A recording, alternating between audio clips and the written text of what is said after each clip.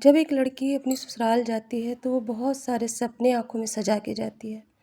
वो चाहती है कि मेरे वो सारे सपने पूरे हों।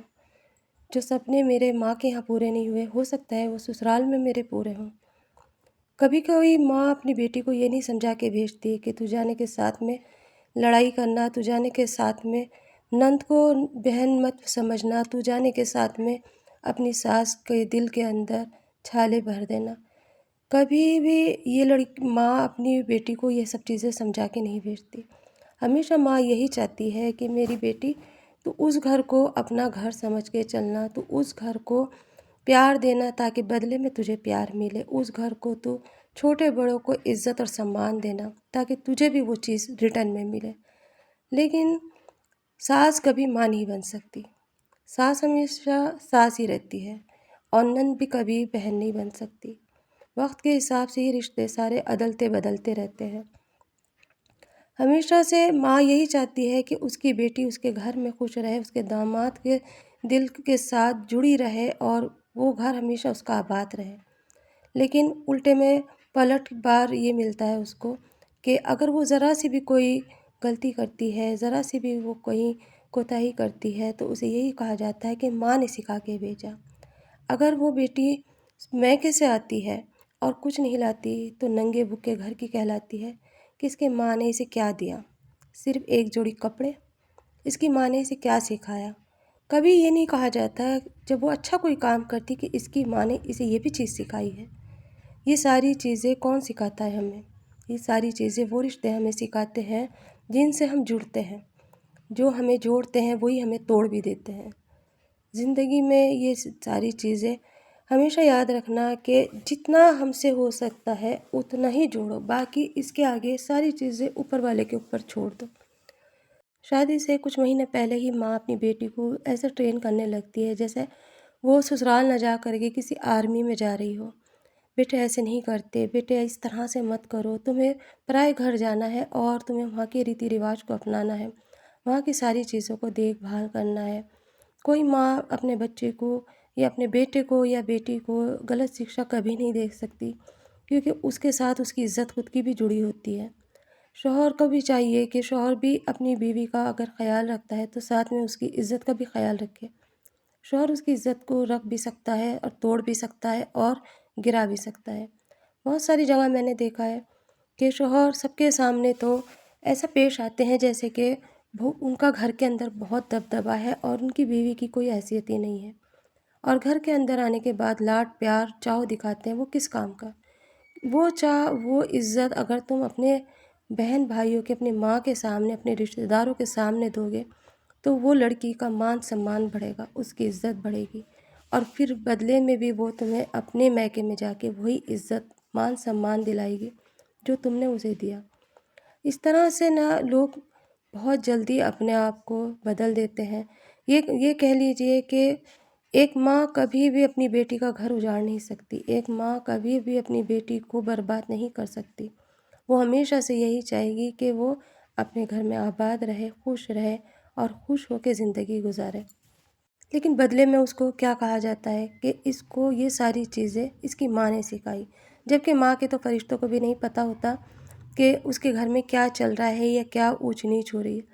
हम अपनी बहुओं को अपने खुद से ही वो सारी चीज़ें सिखाते हैं। रिटर्न में फिर वही जब हमें चीज़ें देती हैं, ज़बान चलाती हैं, तो फिर उसके बाद हम शिकवा गिला करने बैठ जाते कि हाय इसने हमारे साथ ज़बान चलाई। बहू आकर आखिरकार बहू ही बन के रह जाती है। कभी वो एक बेटी का जो जगह होती है ना वो नहीं ले पाती। क्यों? क्योंकि वो बेटी होती है और वो बहू होती है। ये फ़र्क हमने खुद नहीं तो पाला है। इसी तरह से अगर हम खिदमत करते हैं सास की तो जेठानियाँ ये कहती हैं इसे कुछ लालच है, शायद ये दबती है, शायद इसके घर वालों ने इसे कुछ सिखा के बहका के भेजा है। वहीं पर सास ये सोचती है मेरे ऊपर करनी करतूत करा रही है, जब तो ये इतना मेरे साथ चापलूसी के साथ चल रही है। कोई ये नहीं जानता कि अगर वो तुम्हारी इज़्ज़त कर रही है, तुम्हें मान सम्मान दे रही है, तुम्हारी खिदमत कर रही है, वो अपना फ़र्ज़ पूरा कर रही है तो साथ में तुम भी उसका दिल रखो। अगर तुम्हारी बेटी को तुम दिल दिल से कपड़े दिलाते हो ईद के मौके पे या किसी भी त्यौहार पे, किसी भी फंक्शन में, उसी तरह से अगर तुम बेटी को बहू को भी ये कहो कि बेटा जा तू अपनी पसंद के कपड़े लेकर आ और उन कपड़ों को देख कर के तुम खुश हो जाओ, ना कि तुम ये कहो कि हाँ ठीक है, आखिरकार मेरे बेटी की जेब ढीली करा ही दी है, चलो कोई बात नहीं, सही है। वैसे तो कपड़े अलमारी में बहुत पड़े तो तुम्हारी बेटी के भी बहुत हैं, फिर तुमने अपनी बेटी को क्यों दिलाए? मैं आज ये जानना चाहती हूँ कि माएँ अपनी बेटियों के छोटे छोटे सुख दुख झेलती हैं, समझती हैं, तो फिर सास क्यों नहीं समझती? क्योंकि वो एक बेटे की माँ है इसलिए। वो एक बेटे की माँ होने का फ़र्ज़ अदा करती है। वहीं एक बेटी की माँ हमेशा झुक के नीचे बात करती है। उसे ये पता होता है कि अगर मैंने ज़रा सा भी अपनी बेटी को कुछ कहा और मेरी बेटी ने कोई गलत कदम उठाया तो उसका घर उजड़ जाएगा, उसकी बसी बसाई गृहस्थी उजड़ जाएगी।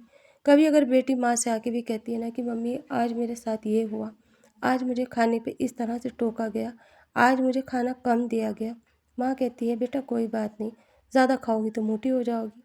हमेशा से माएँ सिखाती ही यही हैं कि बेटे घर की बातें बाहर नहीं निकाला करते, लेकिन उस पे से सास एक ही बात कहती है, इसने हमारे घर के फजीते कर दिए, इसने हमारे घर को तोड़ दिया, इसने हमारे घर को तहस नहस कर दिया। इन सारी चीज़ों के करवाने वाला कौन है ज़िम्मेदार?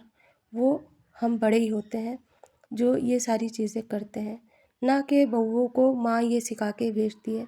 हाँ, जब हार जाती है लड़की और वो रो रो के थक जाती है, वो ये कह कह के परेशान हो जाती है कि अम्मी अब गुज़र मुश्किल है, अब नहीं सहा जा रहा, अम्मी अब नहीं रहा जा रहा। जब जाके माँ कहती है कि बेटे अपना तवा चूल्हा फिर अलग ही कर लो, शायद तुम्हारी गृहस्थी जब बच जाए। और वो भी इसीलिए कहती है ताकि उसका घर बसा रहे, उसके घर के अंदर ही वो रहे, ना कि उसकी तलाक़ों की नौबत आए। उसमें से माँ बाप से लेके भाई बहन तलक लड़के वाले के यही कहते हैं, ले आते ही एक चूल्हे के 2 चूल्हे करा दिए, एक चूल्हे के 10 चूल्हे करा दिए।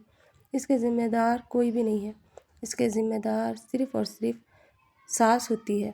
अगर वही सास सबके बीच में बहू की इज़्ज़त करे और उसकी मान सम्मान बढ़ाए और साथ में उसको ये कहे कि मेरी बहू खिदमत गुज़ार है, देखो वो आपकी कैसी खिदमत करती है।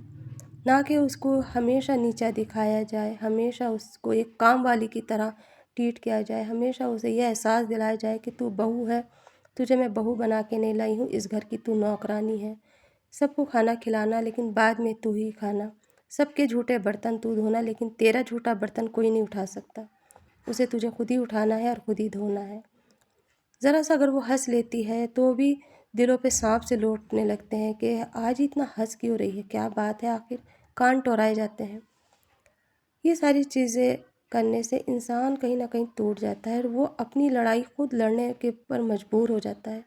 वो फिर एक अपने अंदर इनकलाब लेकर आता है और उसके लिए उसे जीत हासिल करने के लिए वो सारे पैतरे अपनाने पड़ते हैं जो उसने कभी सोचे भी ना हो। वो ये सोचता है कि अब मैं अपनी जंग खुद कैसे लड़ूं। या तो वो लड़की हार जाती है या फिर वो जीत जाती है। हारती है वो ससुराल वालों से, जीतती है अपने आप से। जब वो जीतती है तो वो खुशी अलग होती है। कुछ दिन तक तो ना तो ससुराल से कोई अच्छे से बात करता है, ना ही कोई मिलने आता है, ना ही कोई देखने आता है, ना ही कोई पूछने आता है। तरह तरह की बातें सुनाई जाती है, फिर भी उसको एक सब्र होता है कि चलो आज नहीं तो कल, कल नहीं तो परसों, शायद मुझे वो मर्तबा मिल जाए। लेकिन अगर वही मर्तबा आखिर तक ना मिले तो फिर वो लड़की उन सब से रिश्ता तोड़ करके अपना रास्ता अलग बनाती है। वो रास्ते पे उसको अकेले चलना होता है और वो उसमें बहुत खुश होती है। जैसे आज मैं अपने रास्ते पे चल रही हूँ और मैं बहुत खुश हूँ। बहुत ज़िंदगी को मैंने टाइम दिया, रिश्तों को संभाला, लेकिन जब रिश्ते सामने से टूटने लग जाए और वो तोड़ने लग जाए तो फिर अपने आप को अलग करने में ही बेहतरी है।